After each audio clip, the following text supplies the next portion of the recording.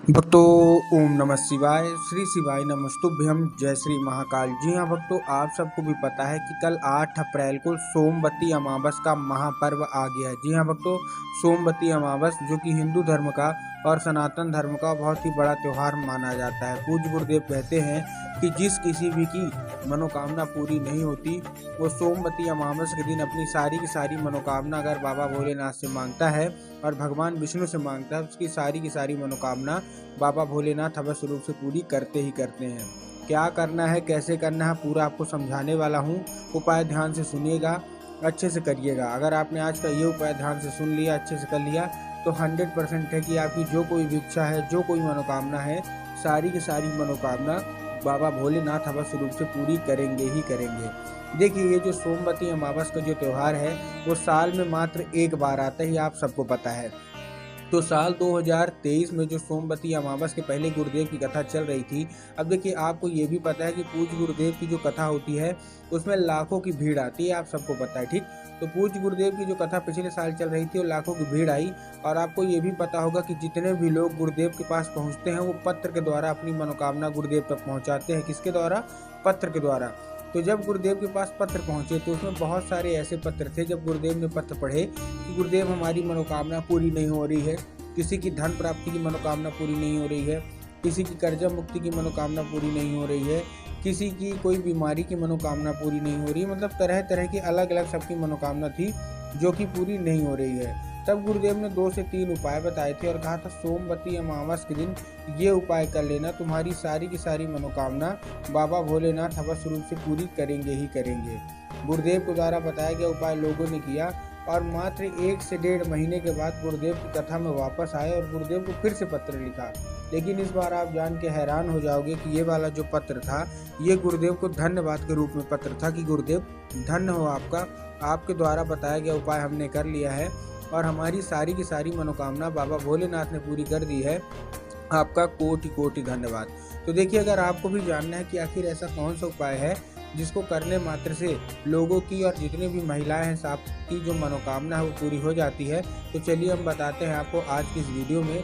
लेकिन उससे पहले चैनल पे अगर पहली बार आए हैं और आवाज़ मेरी पहली बार सुन रहे हैं तो वीडियो को कर दें लाइक और चैनल को भी कर लें सब्सक्राइब, ताकि पूजनीय पंडित प्रदीप जी मिश्रा के रोज नए नए उपाय जो कि मैं उनकी कथा से सुनता हूँ, श्रवण करता हूँ, सबसे पहले मैं आपको प्राप्त करा सकूँ, ठीक। तो देखिए, जो हमारा सबसे पहला उपाय है, इसमें आपको करना क्या है, ये कल है 8 अप्रैल दिन सोमवार का। तो आपको करना क्या है, देखिए सबसे पहले पीपल के पेड़ में जैसे कि आपको फेरी देना है। क्या देना है? पीपल के पेड़ में फेरी। अब फेरी देंगे कैसे? सबसे पहले तो आपको पता होगा कि 108 फेरी होती हैं, ठीक। तो आपको 108 फेरी तो देनी है। जितनी भी महिलाएं हैं ध्यान से सुनिएगा, आपको 108 फेरी तो देनी है, लेकिन शुरू की जो 8 फेरी होंगी उसको आपको कच्चे सूत से देनी है, ठीक।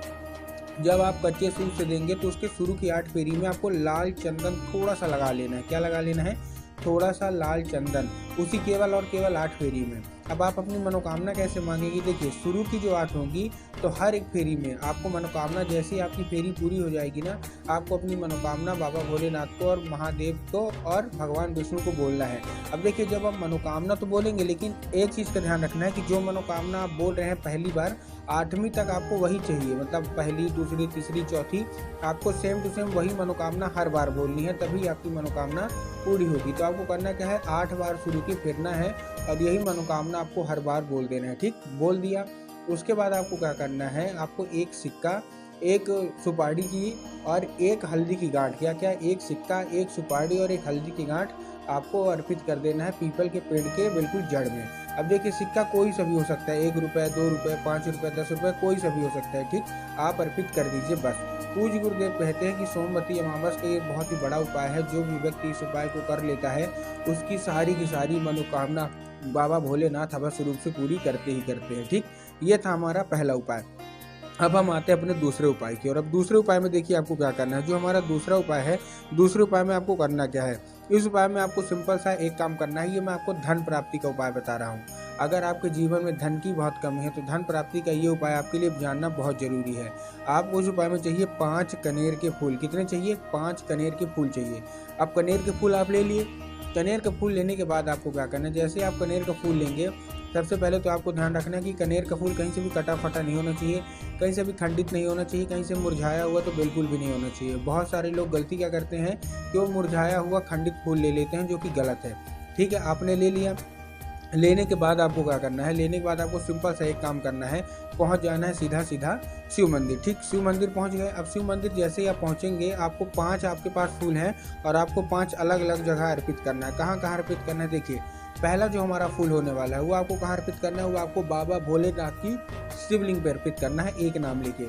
महादेव का बहुत ही सुंदर सा नाम है कुंदकेश्वर महादेव। तो आपको करना क्या है, आपको कुंदकेश्वर महादेव का नाम लेके उन्हीं का स्मरण करके आपको क्या कर देना है, आपको अर्पित कर देना है। ठीक, ये पहला फूल। अब जो दूसरा फूल है, वो दूसरा फूल कहाँ आपको अर्पित करना है? जो हमारा दूसरा फूल है वो आपको भगवान गणेश की जगह पे अर्पित करना है। अब देखिए, भगवान गणेश की जो जगह होती है वो अगर आपको पता है कि शिवलिंग पे कहाँ होती है तब तो अच्छी बात है, लेकिन अगर आपको ये नहीं पता कि भगवान गणेश की जगह कहाँ होती है, तब गुरुदेव ने बताया कि जो शिव मंदिर होती है, शिव मंदिर की जो जलाधारी होती है, तो जलाधारी के बाएं हाथ मतलब लेफ्ट साइड में भगवान गणेश की जगह होती है। तो आपको दूसरा फूल वहाँ अर्पित कर देना है। ठीक, उसके बाद जो हमारा तीसरा फूल है वो आपको माता शोक सुंदरी की जगह पे अर्पित करना है। अब देखिए, माता शोक सुंदरी की जगह कहाँ होती है?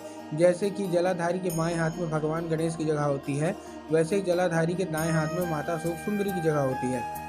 तो आपको क्या करना है, तीसरा फूल माता शोक सुंदरी के जगह पे आपको क्या कर देना है, अर्पित कर देना है। ठीक, अर्पित कर दिया।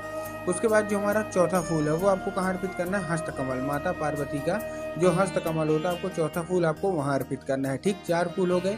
उसके बाद जो हमारा 5वां फूल है वो आपको जलाधारी में अर्पित करना है। पूज्य गुरुदेव कहते हैं कि जलाधारी में स्वयं माता पार्वती का वास होता है। तो अगर माता पार्वती आपसे प्रसन्न हो गई तो 100% है कि आपकी जो कोई भी इच्छा है, जो कोई मनोकामना है, सारा का सारा महादेव अवश्य रूप से पूरी करेंगे ही करेंगे। तो ये था हमारा दूसरा उपाय जो कि धन प्राप्ति का था। अब हम अपने लास्ट उपाय में आ जाते हैं, आखिरी उपाय में, जो कि आपको करना है कर्जा मुक्ति का। देखिए, बहुत सारे लोगों के जीवन में कर्जा इतना ज़्यादा बढ़ जाता है ना कि उनसे जो कर्जा है वो चुकाया ही नहीं जाता। तो गुरुदेव ने कर्जा मुक्ति का भी उपाय बताया है। अगर आपने इसको कर लिया तो बहुत जल्दी आपका कर्जा चुकेगा। इस उपाय में सबसे अच्छी बात क्या है कि इसको कोई भी कर सकता है, मतलब महिलाएं भी कर सकते हैं, पुरुष भी कर सकते हैं। करना क्या है, आपको इस उपाय में चाहिए क्या? कच्चा दूध। क्या चाहिए? केवल और केवल कच्चा दूध। ठीक, कच्चा दूध आपने ले लिया। कच्चा दूध लेने के बाद आपको क्या करना है, पहुंच जाना है कहाँ? बरगद के पेड़ के नीचे। अब देखिए, जो लोग आधा अधूरा उपाय सुनते हैं ना, उनके दिमाग में क्या होगा कि हमको कच्चा दूध लेके शिवलिंग पे जाना है, जो कि गलत है।